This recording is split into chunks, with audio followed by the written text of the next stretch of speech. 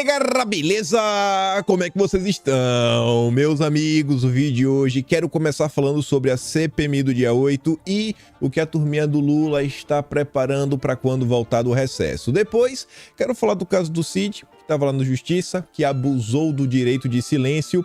E depois eu quero falar sobre uma injustiça contra Bolsonaro e seus seguidores, que foi tão absurda que, pasmem, até petistas entraram em campo para proteger o direito constitucional de Bolsonaro. O que está acontecendo nesse país, iremos comentar. Depois, ainda falando de injustiças, a gente vai começar nesse primeiro tópico. Quero falar uma situação que envolve o banco de Bolsonaro.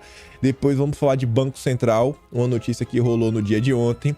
Quero mostrar algumas coisas ligadas à economia do Lula, porque até a esquerda está o criticando.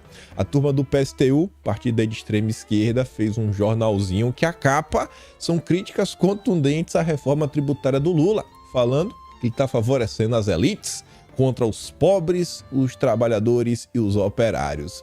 Depois vamos continuar falando sobre traições. Não só o Aldo Rebelo, quanto alguns perfis de esquerda começaram a questionar o que a secretária de Estado americana estava fazendo no Brasil ontem.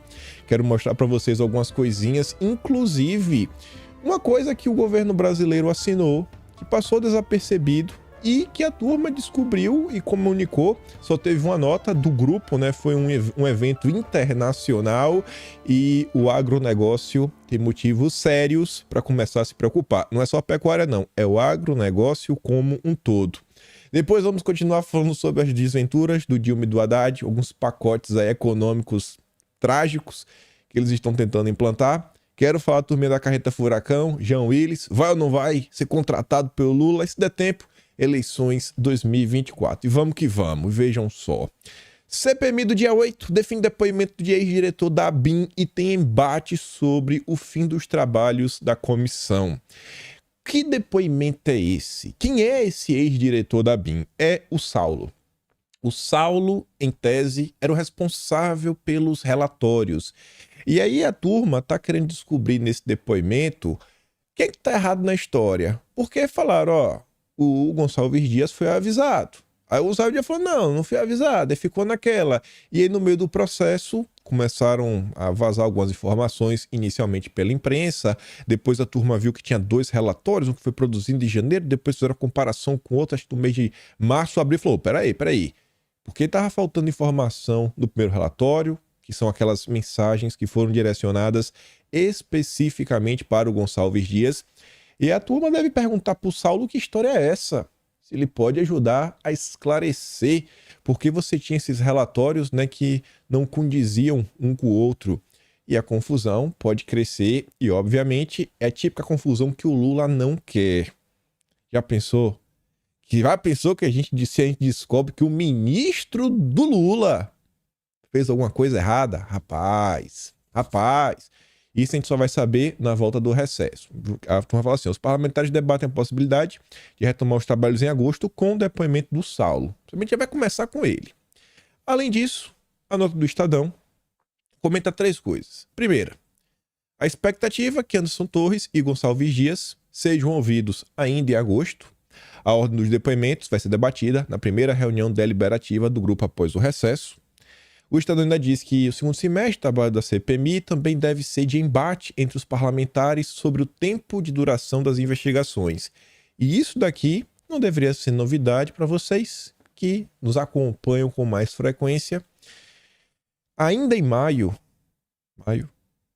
antes da CPMI começar, isso está lá registrado no Atlas, já acho que em 1º de maio saiu uma nota no Brasil 247, foi a primeira de muitas, onde algumas pessoas na esquerda falaram que esta CPI, o melhor para ela, era o seguinte, era impossível parar, ia acontecer. E obviamente que ia ter algum tipo de embate, as primeiras sessões seriam mais acaloradas. Mas conforme o tempo for passando, vai deixando de lado, até o assunto desaparecer e enterra. Essa já era a tese que a esquerda defendia desde o princípio.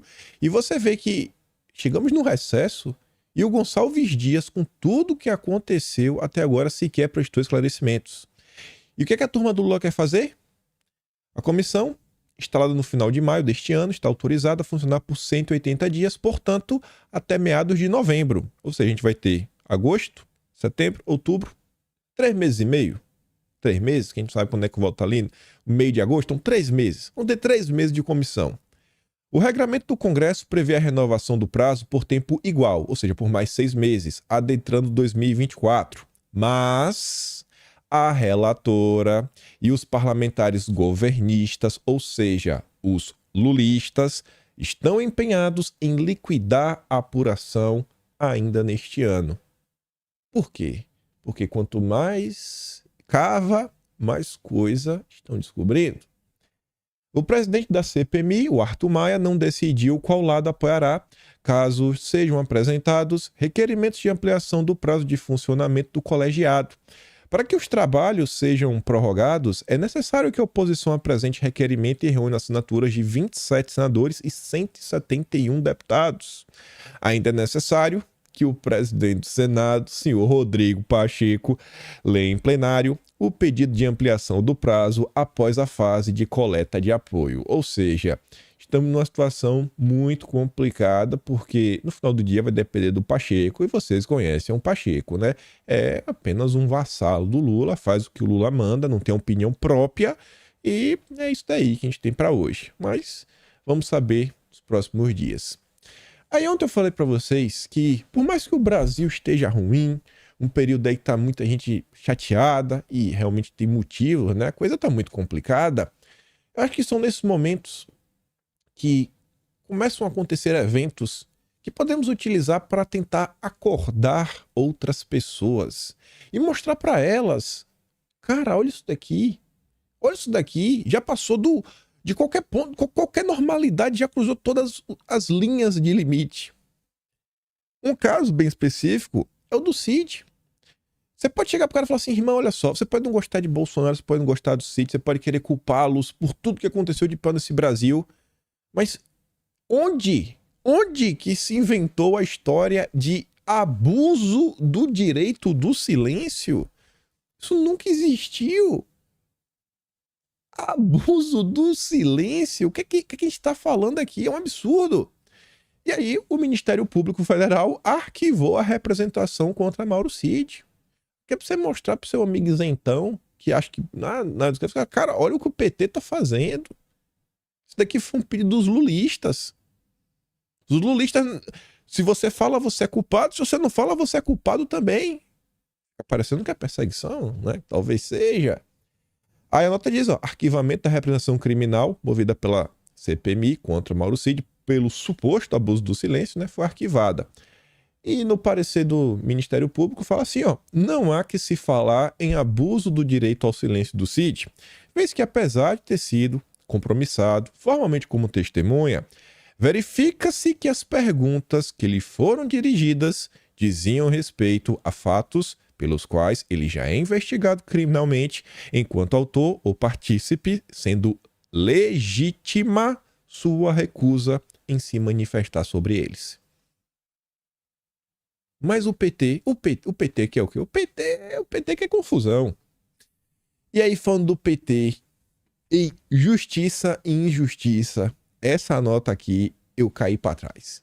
Eu não acreditei no que eu li e nas pessoas que deram opinião. Gente, não foi qualquer petista. Foi a nata do petismo da área jurídica. A manchete é o seguinte: para juristas, o pedido da PGR sobre seguidores de Bolsonaro é inconstitucional. Qual pedido? Aquele para listar todas as pessoas que seguem Bolsonaro nas redes sociais. Nota que nasceu na Globo. Aí fala assim, ó, segundo o advogado Rafael Zanata, diretor da Data Privacy Brasil, as informações requeridas pela PGR são desproporcionais e podem ferir os direitos da personalidade e proteção de dados pessoais. Ele afirma que é inconstitucional o Estado tentar exigir uma lista com dados de identificação de seguidores de uma liderança política. Até aí tudo bem, mas um especialista aí não é tão conhecido.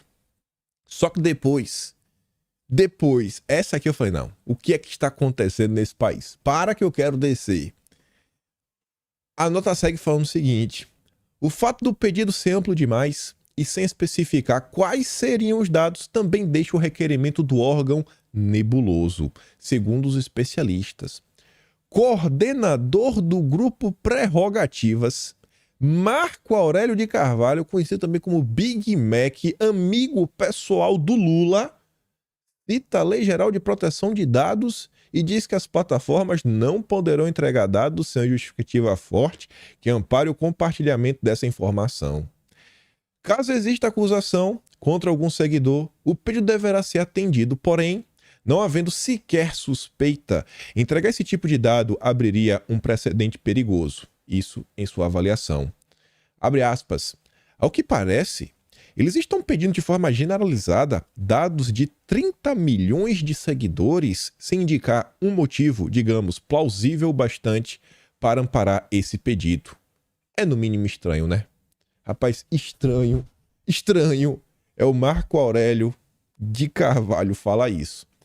E eu acho que a motivação envolve a sucessão na PGR. Não é que os petistas querem defender, é porque é uma boa oportunidade para criticar a gestão do Aras, que, querendo ou não, segue no paro aí até para continuar. Sabe aquela história? Não mexe... Tem coisa que é melhor deixar do jeito que tá, para depois não tentar ter algum tipo de aventura, não sabe o que vem por aí. Então, a gente meio que já conhece o Aras, é aquilo ali, garantista, né? Eles deixam lá que tá melhor do que ficar trocando agora. Talvez não seja uma briga para comprar neste momento. E a turma do PT já caiu para dentro, né? Criticando o Aras, obviamente que tá querendo na PGR, né? Estão falando da PGR em si. A Malu Gaspar, ontem de manhã, ela também solta uma nota disso daí, mas lá bate no Aras do início até o fim, sendo que não foi o Aras que tomou essa medida, né? Então, você tem que também olhar o que tem por trás, né? Sempre tem um joguinho político. Não tô aqui para defender o Aras nem nada, mas mostrar para vocês que o PT não vai entrar em campo para falar que olha o que está acontecendo com o Bolsonaro, com os apoiadores. Eles não vão falar isso à toa. Sempre tem alguma coisinha por trás. Além disso, a matéria ainda fala com o Pedro Serrano, outro advogado lulista, aquela turma do IREE, junto com o Valfrido Vardi, né? A turma do Boulos, que também está contra. Mas, como falei, não acho que eles estão defendendo porque eles estão muito preocupados com o estado das coisas no Brasil. Continuando, anteontem, eu trouxe essa nota. Parecia profética, não é para não, viu? Essa nota aqui, para quem não viu o vídeo de anteontem, falava que Nigel Farage, que é um cientista político, acho que dá para falar assim, ele é um professor, etc, tudo mais, é um cara à direita, ele teve sua conta cancelada no banco, porque não atendia ao compliance do banco. E aí eu comentava, né? O banco não gostou porque ele tinha opiniões muito ruins. Como, por exemplo, ele era a favor do Brexit. Ele é a favor da soberania nacional. Logo, ele teve sua conta cancelada. E eu falei, isso aqui é complicado. Para acontecer isso aqui no Brasil, era um pulo. Mal eu sabia. E aí acabei sabendo ontem que o caso no Brasil já está acontecendo. E envolve ninguém mais do que menos do que Jair Messias Bolsonaro e também o seu filho Carlos. Carlos compartilha aqui, ó. Só na Panta batendo no papo. Banco do Brasil encerra a conta de Bolsonaro nos Estados Unidos. E o Carlos fala, a minha também, sem aviso. Explicações e questionamentos solenemente ignorados. Vai ver, é coincidência cotidiana. Eu não tenho conta no Banco do Brasil. Eu não tenho conta em nenhum banco no Brasil. Eu tinha uma conta lá atrás, quando eu vim pra cá, logo no início, num sistema de pagamentos online, que o nome é TransferWise. Eu tinha lá. E aí, quando eu tinha uma coisa no Brasil, mandar pra cá, né? Muito tempo sem usar. Do dia pra noite, cancelou. Tinha um resquício lá, dinheiro, pouca coisa. Cancelou. Só recebeu. Cancelamos. Por quê? Não explica. É o sistema de compliance dos bancos. Agora sim, a TransferWise é empresa internacional, você até entende. Na Inglaterra, né, o banco aí do Farage, eu acho que é um banco privado. Só que, gente, estamos falando de um banco público. Um banco público cancelando o canto. Por quê? O que foi que aconteceu? E é complicado que você vê que a vítima está falando que pediu explicações e questionamentos e até agora nada. Nada vezes nada? Essas questões ligadas ao mercado financeiro no Brasil estão começando a ficar bem estranhas. Você vê que a Associação dos Bancos, né, a Federação dos Bancos, a FEBRABAN, ela está preocupada, por exemplo, não, sei lá, em facilitar, né, o mercado bancário, etc., mas não. Quer fazer política pública, como, por exemplo, aquela norma que eles editaram, que depois até se descobriu que não foi a FEBRABAN que teve a ideia, matéria reveladora, absurda, aí, que foi publicada pelo Intercept em parceria com o Joio Trigo, que mostra que executivos dos maiores bancos do país se uniram, né, no grupo de trabalho do Amazonas, Amazônia, e teve ideia e a FEBRABAN comprou, e eles celebraram um desses executivos, inclusive ligado a uma das maiores ONGs do planeta, e você vê a velocidade que as coisas estão tomando no Brasil. Estava comentando, né, teve um caso similar. Estamos falando aí também da moeda digital do Brasil, né, o Campos Neto tá virado nos 600 para essa moeda sair do papel. E a gente vai ter que falar um pouco dele hoje. Senhor Roberto Campos Neto. Senhor Roberto Campos Neto. Rapaz, Roberto Campos Neto. Eu acho que a maior parte de vocês não é surpresa que eu não gosto dele. E eu já dei minha explicação que, para mim, acabou a imagem de Roberto Campos Neto ainda em 2021, quando ele veio com a história de fazer um inventário das emissões de carbono do Banco Central. Ali para mim foi assim, ó, irmão, não dá mais. Já tá de maluquice. Já vi que não bate bem da cabeça. Não bate bem na cabeça. Sempre com esse papinho, agenda SG. Fica aí com o teu liberalismo, vai lá, Faria Lima, abraço Lula, seja feliz da vida. Aí agora vocês vão entender porque eu fico pegando no pé. Não é de chatice. Olha pra isso daqui. Essa notícia saiu na Infomani. Fui atrás da notícia. Banco Central está aberto a colocar ativos sob gestão externa, diz Campos Neto. Sabe onde é que ele disse isso? Na entrevista que ele concedeu para BlackRock. A BlackRock, a maior gestora de ativos do mundo, ele falou para a maior gestora de ativos que o Banco Central brasileiro está aberto a colocar ativos sob gestão. Ele falou isso para a maior gestora de ativos do mundo. Que os ativos do Banco Central podem ser colocados numa gestão externa. Pronto, agora a gente vai ser governado pela BlackRock. É o nosso Campos Neto. Herói dos liberais brasileiros. Aí o Renato fala assim, ó, liberalismo e os wokes de mãos dadas. Isso significa entregar por parte dos recursos do Banco Central para serem geridos por uma das empresas que mais investem no patrocínio da agenda ESG no mundo. Não faltam informações a respeito da agenda patrocinada pela BlackRock. Por que, então, deixar essa empresa ainda mais rica? Para que eles tenham ainda mais dinheiro e possam acelerar a agenda anti-Brasil? É por isso que Vitória Nuland está no Brasil? Acho que não, tá dando umas barrigadas, né?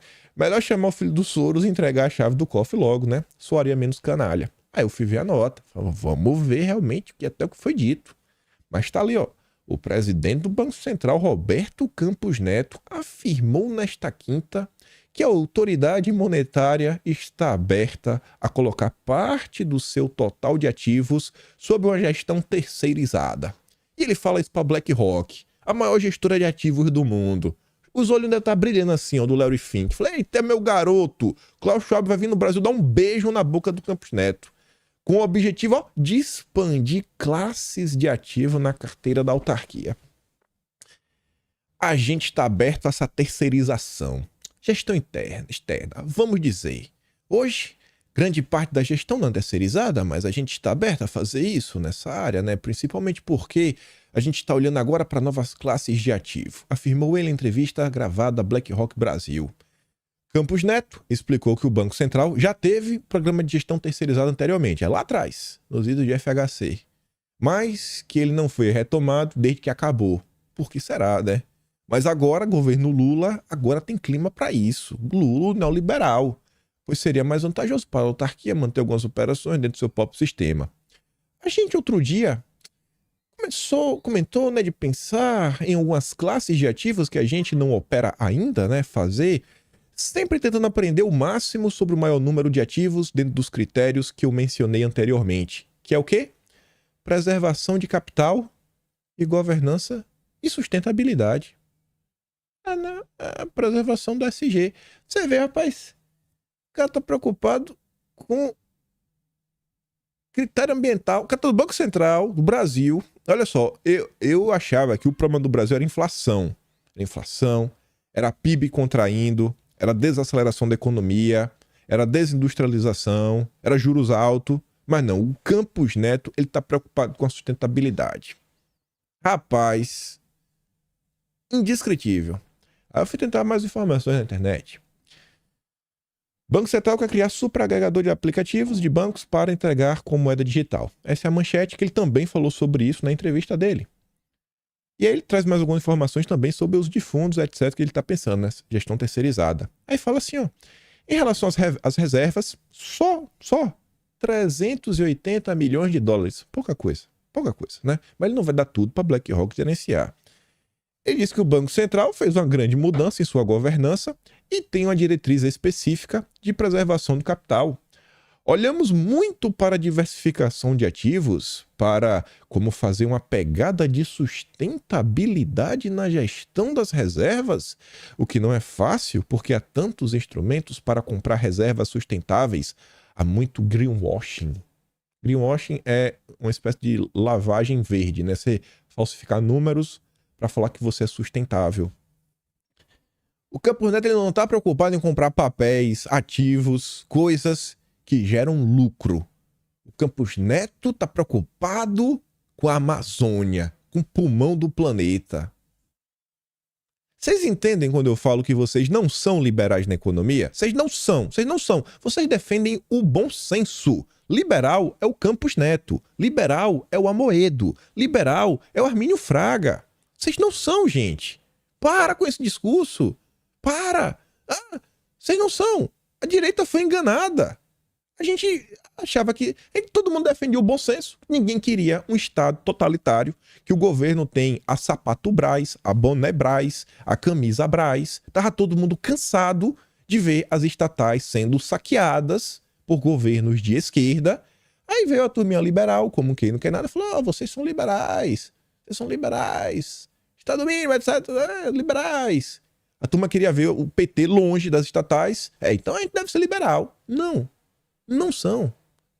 Campos Neto é liberal. A Faria Lima é liberal. Todos os liberais. Qual foi o que apoiou o Bolsonaro? Me diz um. Deve ter uns gatos pingados um ou outro. Aí depois continua.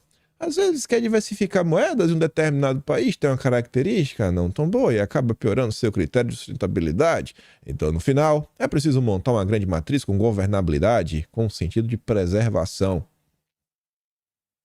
Tá bom, né? Porque reserva não é instrumento para se obter lucros, mas preservar capital. Mas tentando ter o melhor retorno possível e uma governança mais robusta. Não é para ter lucro, né? Mas tem que ter uma governança boa, sustentabilidade, agenda verde. Os liberais. Campos Neto e Haddad é unha e carne. Por isso que eles estão tão bem aí no governo. O governo fica aí. Campos Neto são amigos. A agenda está avançando. A agenda que o Haddad defende.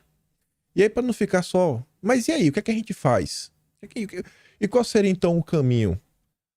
Olha essa notícia. Olha como isso se encaixa no que eu já repeti mais de 100 vezes. Capaz de umas 100 vezes. Já tem muito mais de 3 meses. Empresa anti-woke estreia na Bolsa de Valores de Nova York sobre muitos gritos de USA, né? Seria Estados Unidos. E democratas surtam. É uma espécie de marketplace, né? Tipo o Mercado Livre, o Amazon, onde são de empresas que não apoiam as pautas de esquerda. Você pode saber, essas empresas aqui são empresas realmente que só querem lucrar. Tudo malvadão, ninguém quer lucrar, ninguém tá preocupado em botar coisa na cabeça de ninguém. Não, eles só querem lucrar. Tudo malvadão. Tá ali. Veja como são as coisas. Os democratas surtaram, os outros surtaram. É uma empresa que abre. Olha quais são os gritos que a turma tá celebrando. USA. É um movimento patriótico nacional, simples assim. É uma economia voltada ao lucro e pensando no país. Pensando no país, na nação.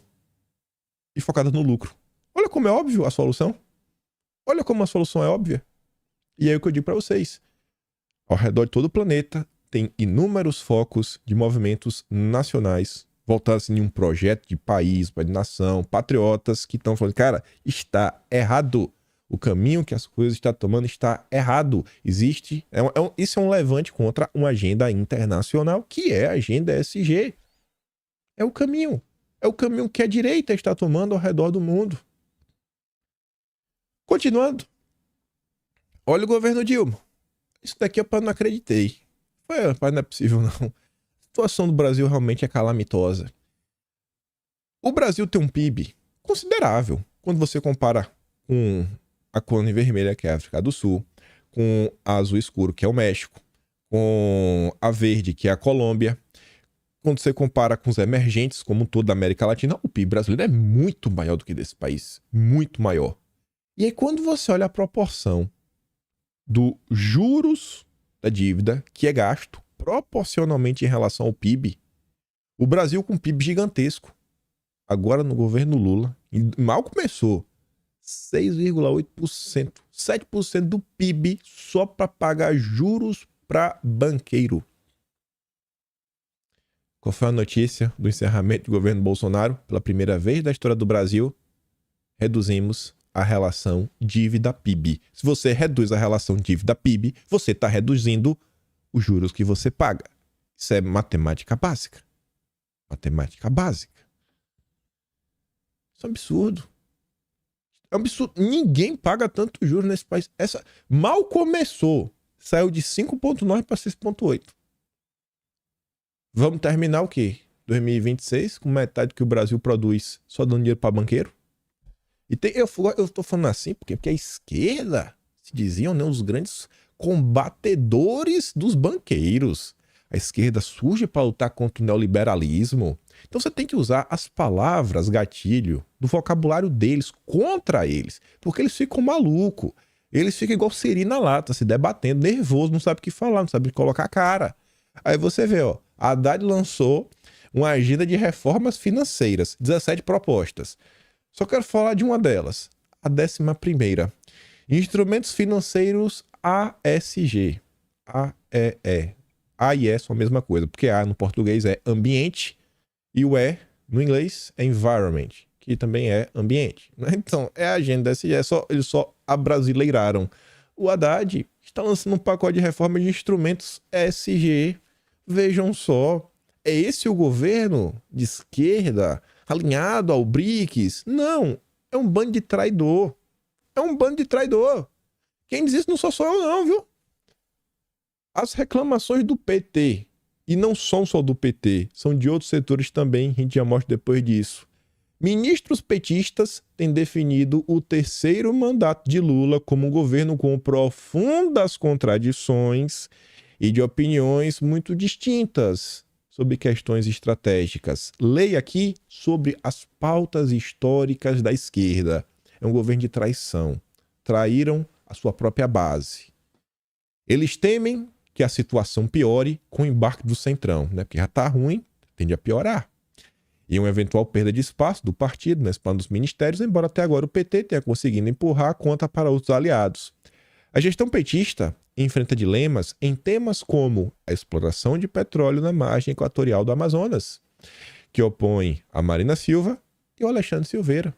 O PT que falava, né, o petróleo é nosso, Petrobras, e aí o petrolão. Quem que foi que ganhou essa batalha? Os ambientalistas, os zongueiros e a Marina. E aí, cadê o PT? Cadê o plano de desenvolvimento que vai fazer acontecer refinarias pós... Cadê? Marina não deixou, né? A turma do Soros falou que não pode. O outro exemplo citado na nota. Antes, houve divergências sobre a política econômica que antagonizou o Haddad a setores mais à esquerda do PT. É um governo em disputa, disse recentemente um ministro petista a interlocutores. Por quê? Porque o Haddad é o queridinho do mercado.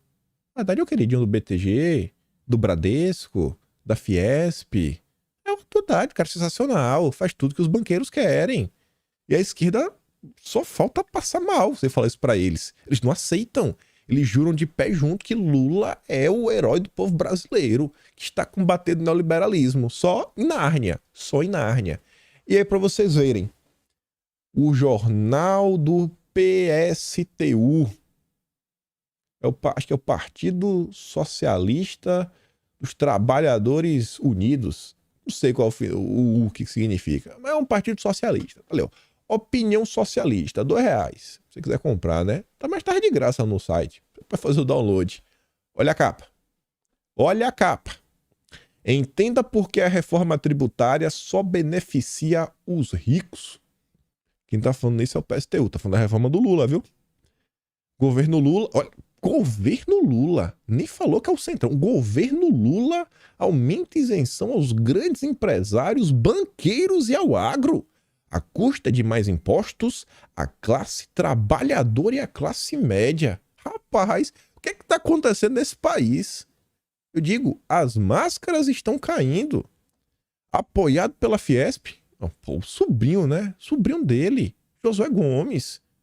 Filho do ex-vice-presidente José Alencar. Lógico que ele ia ser apoiado pela Fiesp. Febraban, do Isaac Sidney. É quase irmão do Haddad. Agronegócio e mineradoras. Estabelece regimes específicos de tributação para bancos, construtoras, plano de saúde e hotéis. Ano passado, antes de ser presidente, Lula foi na COP, né?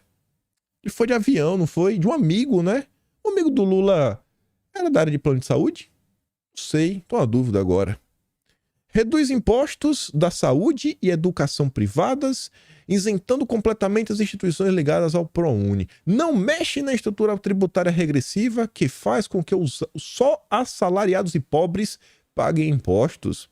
Isenta exportações, insumos, agronegócio, inclusive agrotóxicos.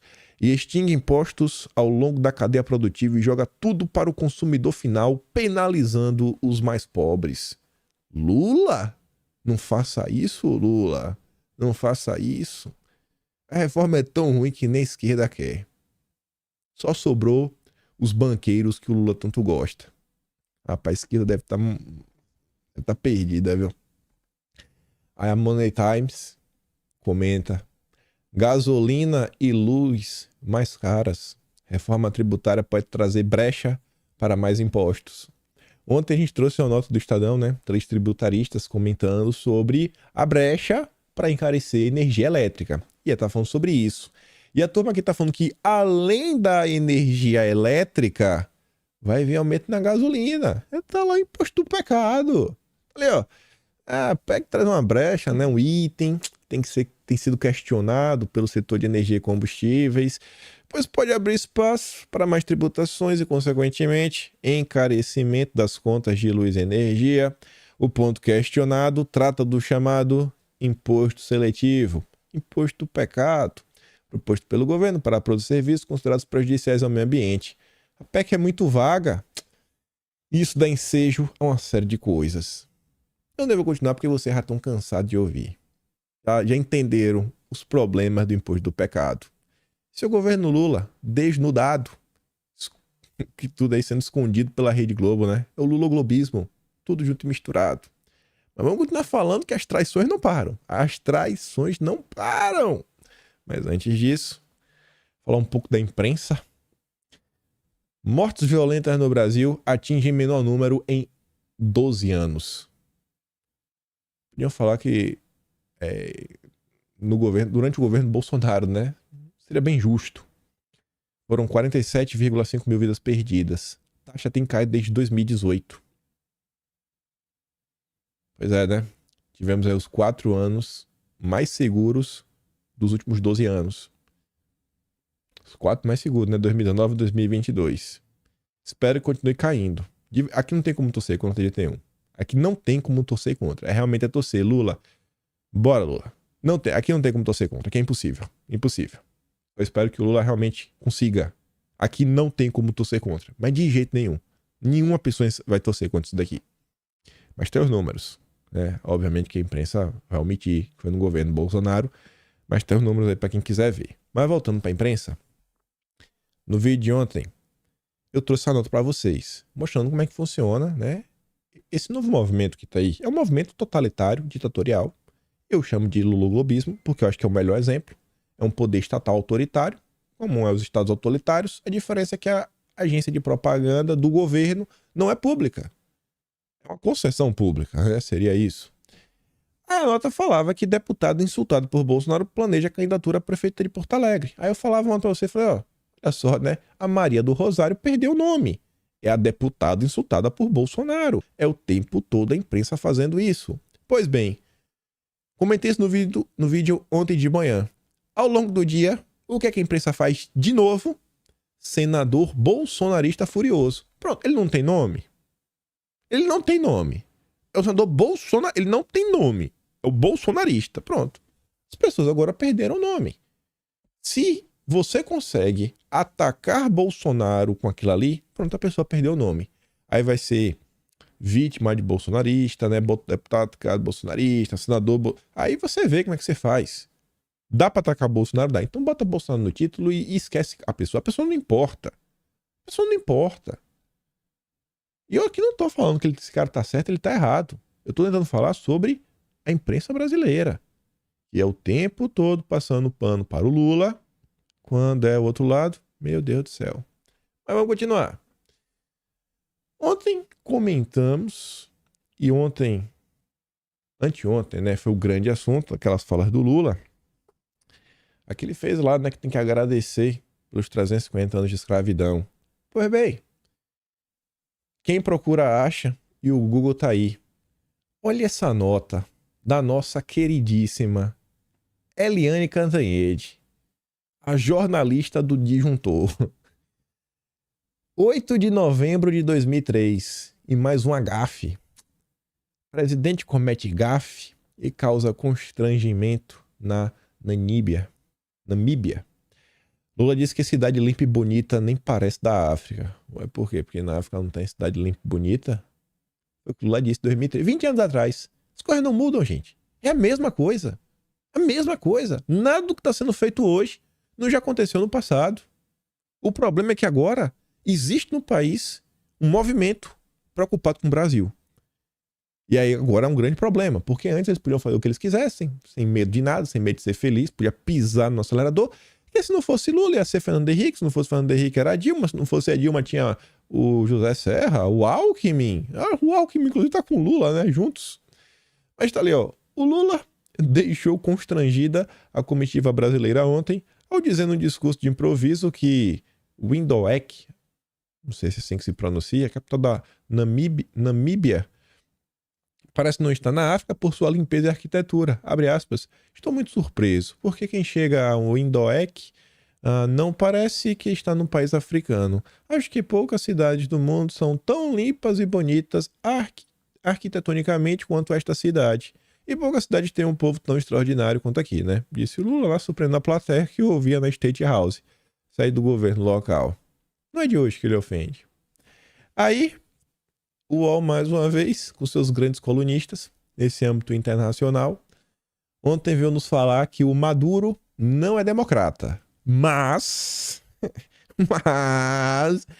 muitos de seus opositores também não são. É brincadeira. Tem um tempo que eu não uso aqui, deixa eu ver se está funcionando ainda. Rapaz, esse daqui aqui, ó. Delírio jornalístico. Só narrativa. Meu Deus do céu. Cadê? Vai voltando aqui. A nota é grande. Aí ele começa a falar: não, o Maduro é meio ditador, né? Meio autoritário, isso, aquilo, outro. Dito isto, né? Que ele é meio ditador, tudo mais. Quem quiser avaliar adequadamente a complexidade da questão na Venezuela, terá que deixar de lado o maniqueísmo, né? Do bem versus o mal. E olhar não só para o governo. O Maduro não é mal porque o outro lado é bom. Não. É todo mundo mal. Todo mundo mal. E a culpa não é só do Maduro. Porque se tivesse boas pessoas, o Maduro também seria bom. Algo que dificulta a solução do problema é o déficit democrático, que se constata também nos opositores internos e externos de Nicolás Maduro. Todo mundo que faz oposição ao Maduro é um antidemocrata. Aí a nota cita como exemplo a extrema-direita da Venezuela, o Juan Guaidó e o Trump. Só tem antidemocrata fazendo oposição. Esse é o grande problema. Só faltou colocar a culpa em Bolsonaro. Dessa vez, o Chico Alves não fez isso. Você percebe que uma imprensa consegue ser absurdo? É o lulolobismo. Mas vamos continuar. Ontem, senhora problema veio o Brasil. Não tem um lugar que essa senhorita pise o pé que não tem uma confusão, que não começa uma revolução colorida. Vixe Maria, ela veio ano passado, antes das eleições. Ela é conhecida. Quem gosta de uma história, né, uma conspiraçãozinha, deve saber quem é a Vitória Nuland. Enfim, o Aldo Rebelo, em poucas palavras, fala muita coisa. Diz assim, ó, olha quem tá de volta. Subsecretária de Estado para Assuntos Políticos. Rainha das confusões híbridas e das revoluções coloridas. Ela nunca vem a passeio. No ano passado, esteve aqui para discutir as eleições. O assunto agora deve ser a Amazônia. E sinto lhe informar que o Aldo Rebelo tá certo. Lá tava ela, ó. Fantástico para celebrar os impressionantes graduados do programa da Embaixada Americana, né? Curso lá de línguas. Orgulho de ter esses campeões da Amazônia em nossa rede de ex-alunos do programa de intercâmbio. Imagina esse programa, imagina o que os nossos índiozinhos não estão aprendendo. Nada que eles são um povo independente. Eles podem se tornar uma nação soberana, separado do Brasil, né? Vão nos tornar independentes. Rapaz, achei isso aqui normal, não tem como. Sabe por que não tem como? Porque o Brasil é um país majoritariamente cristão e vez ou outra, quando vai algum grupo de missionários numa terra indígena, é o caos. Vixe, é confusão, é um absurdo, não pode. Não pode. Mas, quando é a turma do Biden, aí o Lula deixa. Voltando para essa visita, olha que foto bacana, né? Conversando com o Celso Amorim. Eita, todo mundo junto e misturado. Todo mundo botando o quê? Um guardanapo em cima do copo. Pra quê? Que ia cair alguma coisa do teto? Dentro da água? Não faz nenhum sentido, mas tudo bem. A Gringa Brasília, o perfil de esquerda, né? Fala assim, ó, governo Lula 3.0. Sei que irá desagradar os iludidos que não conseguem enfrentar a verdade. Mas é um governo 100% capacho dos Estados Unidos, que segue a pauta ditada por eles. Jamais poderia imaginar que estaria tweetando isso em 2023. Ou que veria o Brasil se debruçar a Nuland. Triste capítulo dessa colônia. E há quem diga, na direita, que a esquerda não briga. A esquerda... Vocês já viram a esquerda brigar em público? Vocês já viram a esquerda sobre... Vamos continuar, né? Pois bem, mais sério que essa visita, quer dizer, mais sério não, né? Que eu não sei o que é que vai desenrolar disso daí. Sempre fico de olho. Mas tão sério quanto, ou talvez realmente mais, tava passando no Twitter e eu vi que o Luiz Felipe Leonésio Bragança posta aqui uma matéria que é do Paradoxo BR, que está repercutindo uma coisa que ele falou em entrevista, então você fica meio naquela, né? Beleza, vai olhar uma olhada, né? Às vezes o cara tá mentindo. Sabe como é? Deputado bolsonarista, segundo a Globo, é só fake news. Então vamos ver se é mentira mesmo que ele tá falando. Eu acho que não é. Representantes do governo Lula concordaram em assinar um documento que compromete o país a cortar sua produção agropecuária nos próximos anos. Eu falei, pô, peraí, rapaz. Que história é essa? O Brasil vai importar as mesmas políticas ambientais que estão causando um caos na Europa. Tipo que fizeram na Holanda. Que os fazendeiros estão tendo que abrir mão de suas vaquinhas. Não, eu não acredito que o Lula vai fazer isso. Aí quando abri a matéria do Paradoxo, gostei do que eles fizeram, porque eles citam a fonte original, o evento, o site oficial americano. Aí eu fui dar uma olhada na internacional, sem ser dos Estados Unidos. E esse aqui é o site. Global Methane Hub, né? É o hub do metano global. Metano é lá que o pessoal falava, né? Do peito da vaca, mas na verdade é o arroto. 17 de maio. Principais países produtores de gado se comprometem a mitigar o metano na agricultura. Então, mas peraí. Como é que a gente vai reduzir a emissão de metano se tratando de gado? A gente não tá falando de usar energia verde, tá? Não é o gado verde, não é o gado da Marina Silva, né? Tem alguma espécie de boi que não peida numa rota. Como é isso daqui, bicho? Como é isso daqui? Isso aqui tá meio estranho, né? Aí você vai dar uma olhada. Hoje, o grupo lá anunciou que os ministros da Agricultura e Meio Ambiente e embaixadores de 13 países, incluindo os Estados Unidos, assumiram o compromisso de reduzir as emissões de metano na agricultura. Ou seja, não é só a pecuária, na agricultura também. Aí lá para baixo fala assim, ó. Melhores práticas, né? Reduzir emissões, a reunião ministerial reuniu membros do alto escalão no governo, compartilhar perspectivas globais sobre a redução de metano, sistemas alimentares de baixa emissão. O Lula já veio aí, né, com um plano safra de baixo carbono. Aí fala assim que o encontro levou uma declaração na qual as nações se comprometem a apoiar os esforços para melhorar a qualidade, a quantidade e o acesso ao financiamento para medidas de adaptação e mitigação da mudança climática nos setores agrícola e de alimentos e a colaborar nos esforços para reduzir as emissões de metano na agricultura e nos sistemas alimentares. Entre os signatários temos Argentina, Austrália, terceiro, Brasil. Brasil! Vejam só.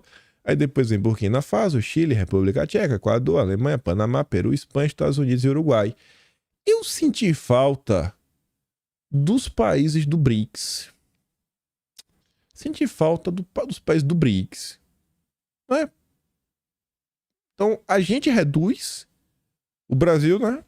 Corta na própria carne, tome medida impopular, tome problema pro produtor rural, que não tem como ele absorver tudo, ele vai ter que passar esse custo para você, na hora de você comprar comida, enquanto lá, os outros países, decolando, tô nem aí pra nada, né? É porque eles são malvados, eles são malvadões, eles não se preocupam com a mãe Gaia, eles não fazem o ritual pra, né, louvar a mãe natureza. O Brasil é do bem, o Brasil é do bem. Olha isso daqui, não teve repercussão, mas agora vocês estão sabendo.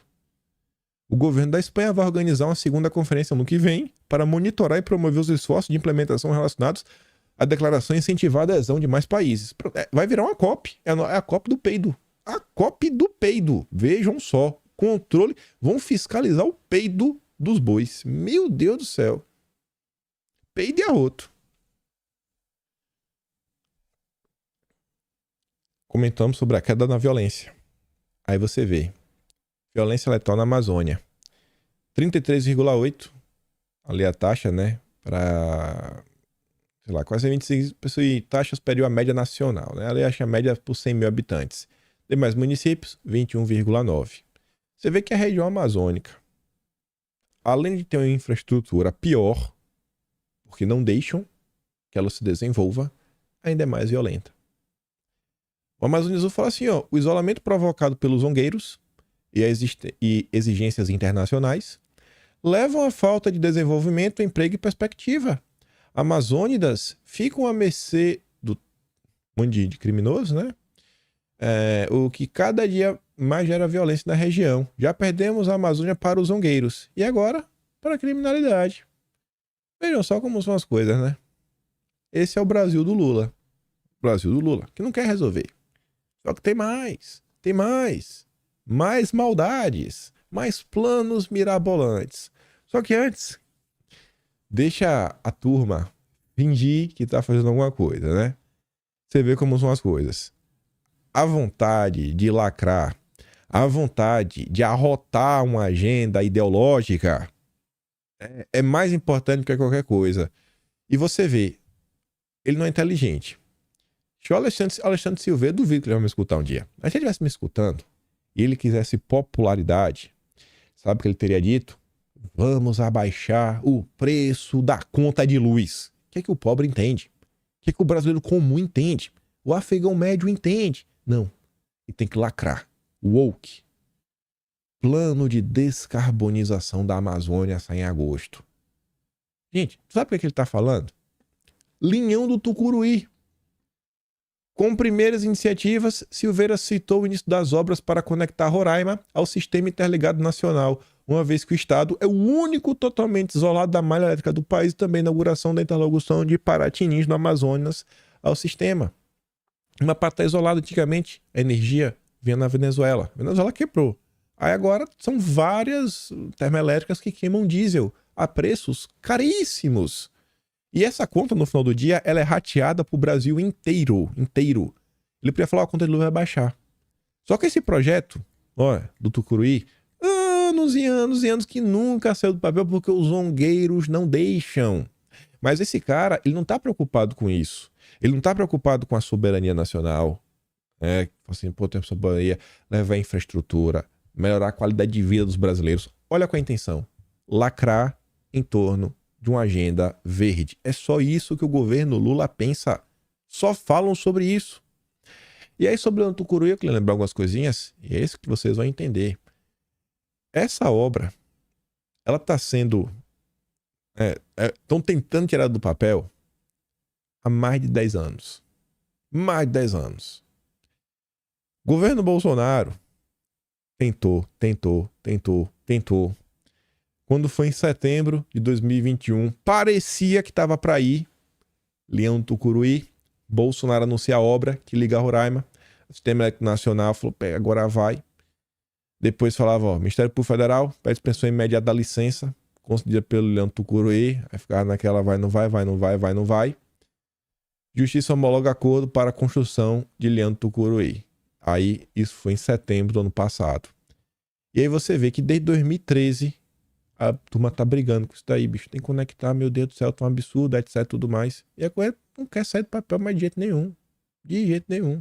Mas agora eu acho que vai. Espero que realmente dê certo, todo mundo possa aí ter energia em seus lares. Mais um exemplo de como a esquerda... Você vê, ó. Quem fez isso aqui foi a Elisa. Jerônimo diz que Bolsonaro teve culpa por atraso na ponte Salvador-Itaparica. Foi agora, né? Olha a outra nota. 28 de novembro de 2013.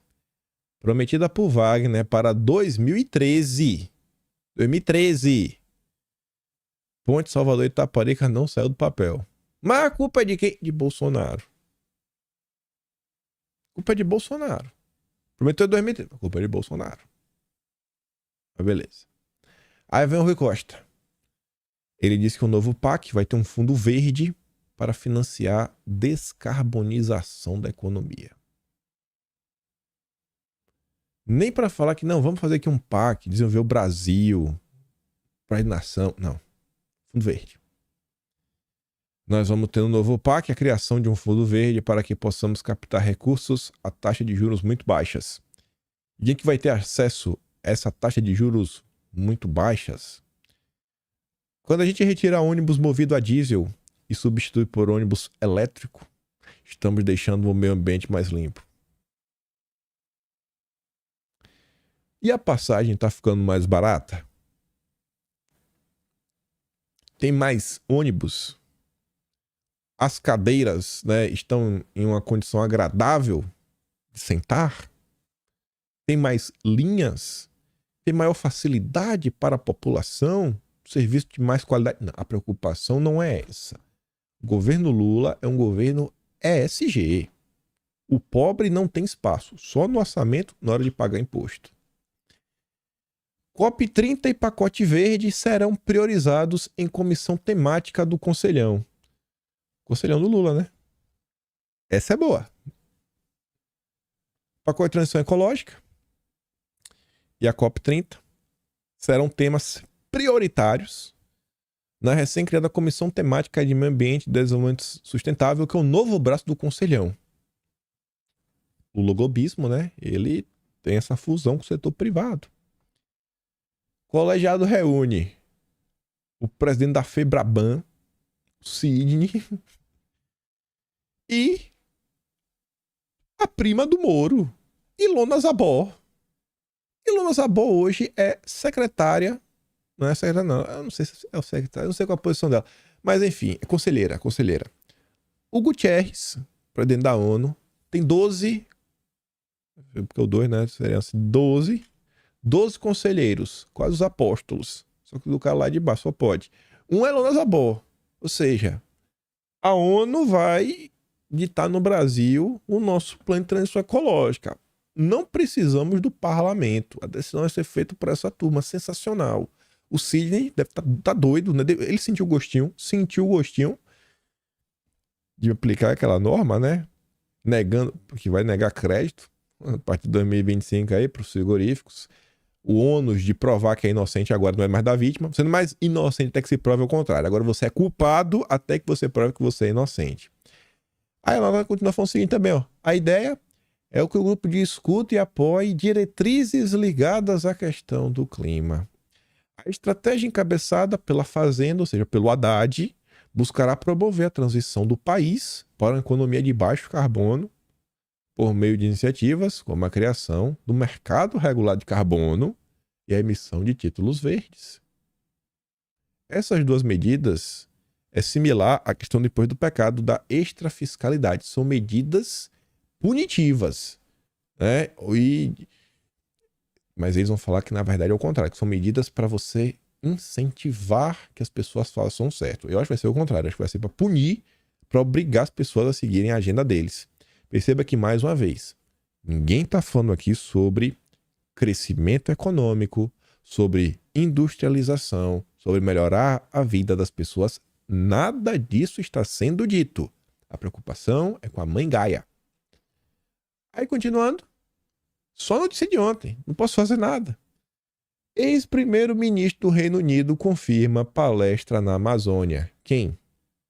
Tony Blair, o fundador da Governança Progressista, o grupo que fundou a ideia da terceira via, conforme comentamos no mês passado. Eu sei porque estou escrevendo já o Atlas sobre isso, né? Eu escrevi esse subtema lá no Atlas. Já estou começando a escrever, né? Tem que trabalhar. Enfim, chamou o FHC desde o princípio, abraçando o que existe de pior na esquerda, o pior do liberalismo, junto, formar a terceira via. Agora o Tony Blair vai estar vindo no Brasil, né? Continuar com seu grande trabalho de destruição. Ele teve à frente do governo britânico de 97 a 2007, né? A conferência vai ser lá no Pará. Ele deu muita prioridade, né? Com parte dessas pautas, enquanto era primeiro-ministro. Líderes globais vão debater de 30 de agosto a 1º de setembro a transição para uma economia de baixo carbono, com enfrentamento às mudanças climáticas. Rapaz, eu até falei do Gutierrez, mas acho que mudou, viu? Não. Não é o Gutierrez mesmo. É o ex-secretário Ban Ki-moon e o ex-presidente da Colômbia, Ivan Duque, também vão participar. Um encontro marca o começo de um ciclo em que o Pará recepciona grandes eventos globais para discutir o desenvolvimento sustentável. E o ápice vai ser na COP30. É o fim, né? Vamos botar a tampa do caixão no Brasil. E aí, pra gente encerrar, não vai dar pra fazer a carreta furacão. Tivemos mais uma troca. Essa já tá certa, vai bater o martelo. Falta agora saber qual vai ser o ministério do PP e dos republicanos. O do União Brasil se acertaram, o Celso Sabino, como um bom petista, que já virou lulista, né? Veja mais uma vez, luloglobismo. Luloglobismo. Para quem ele foi dar sua primeira grande entrevista, Globo News. Luloglobismo. O ministro do Turismo quer apresentar o Plano Nacional de Desenvolvimento do Turismo até o fim de setembro. A proposta é prever número de turistas, receita bruta do setor, né? E investir em turismo sustentável, visando a COP30, que acontece em 2025. Você vê que pelo menos isso aqui acho que tem um resquício de centrão, né? Aquela política, não, dar o povo, não, trazer o turista, né? Aumentar a receita, né? Receita bruta, fala de dinheiro. Mas já começa a colocar também a agenda verde na língua, né? Daqui a pouco vai estar sapatinho social, mocassim, aquele de couro lustrado, sem meia, calça de linho com aquele bico que vai fechando assim, mas termina na canela, estilosinho, camisa branca, assim meio amassada, né? Cabelinho vai botar um gel, pronto. E vai estar lá nos grandes eventos, já vai estar no evento do Dória. Vai chamar lá no LEAD, conversar sobre a agenda de desenvolvimento sustentável do governo Lula para o turismo. Meu Deus do céu, olha o que estão fazendo com o Brasil. Olha o que estão fazendo com o Brasil. É todo dia isso daí, bicho. Todo santo dia. Todo dia uma medida nova. Só ontem foram 17 que eu Haddad. Eu comentei sobre a 11ª. São 17. E aí, só para fechar, voltando na questão de Bolsonaro e o Banco Brasil, eu me pergunto, né? Será que o Campos Neto, aí na frente do Banco Central, será que ele tá preocupado com isso? Que Bolsonaro teve sua conta encerrada sem maiores explicações, que Carlos Bolsonaro teve sua conta encerrada sem maiores preocupações?